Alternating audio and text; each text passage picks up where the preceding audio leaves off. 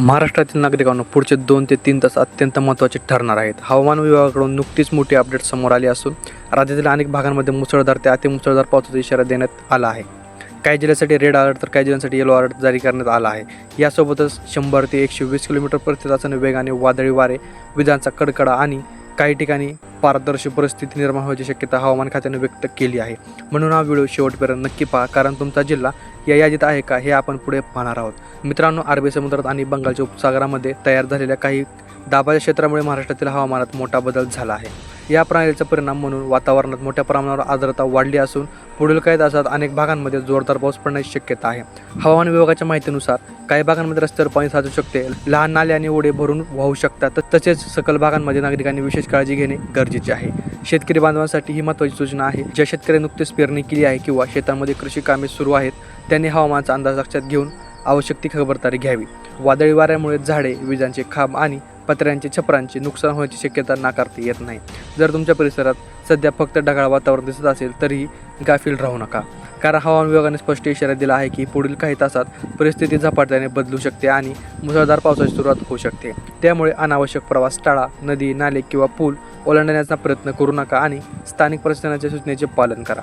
विशेषतः ज्या नागरिकांचे घर सखल भागात आहे किंवा ज्या भागात दरवर्षी पाणी साचते आणि आवश्यक ती तयारी करून ठेवावी. मित्रांनो, आता सर्वात महत्त्वाचा प्रश्न म्हणजे नेमक्या कोणत्या जिल्ह्यामध्ये पुढील काही तासात मुसळधार पावसाचा सर्वाधिक धोका आहे. हवामान विभागाच्या ताज्या अंदाजानुसार मराठवाडा, कोकण, पश्चिम महाराष्ट्र आणि विदर्भातही काही भागांमध्ये जोरदार ते अतिजोरदार पावसाची शक्यता व्यक्त करण्यात आली आहे. मराठवाड्यात छत्रपती संभाजीनगर, बीड, जालना, परभणी, नांदेड, लातूर आणि धाराशिव या जिल्ह्यांमध्ये काही ठिकाणी मुसळधार पावसाचा इशारा देण्यात आला आहे. पश्चिम महाराष्ट्रात पुणे, सातारा, कोल्हापूर, नाशिक, अहिल्यानगर आणि सोलापूर या भागांमध्ये वादळी वाऱ्यासह जोरदार पावसाची शक्यता आहे. कोकणात रत्नागिरी, रायगड आणि सिंधुदुर्ग या जिल्ह्यांमध्ये अतिवृष्टीदृश्य परिस्थिती निर्माण होऊ शकते. सलग भागांमध्ये पाणी साचणे आणि नद्यांच्या पाणी पातळी वाढ होण्याची शक्यता व्यक्त करण्यात आली आहे. विदर्भात अकोला, बुलढाणा, अमरावती आणि नागपूर या परिसरात विजांच्या कडकडासह जोरदार पावसाचा अंदाज व्यक्त करण्यात आला आहे. शेतकरी बांधवांनी या काळात शेतातील सुरू असलेली कामे हवामानाचा अंदाज पाहूनच करा. कापणी केलेले पीक, खत, बियाणे किंवा शेतीची अवजारे उघड्यावर ठेवू नयेत. जोरदार वाऱ्यांमुळे झाडांच्या फांद्या तुटण्याची किंवा विजेच्या तारा तुटण्याची शक्यता असल्याने मोठ्या झाडांखाली उभे राहणे टाळा. तसेच विजांचा कडकडा सुरू असल्यास मोबाईल चार्जिंगला लावून वापरणे किंवा मोकळ्या मैदानात उभे राहणे टाळावे.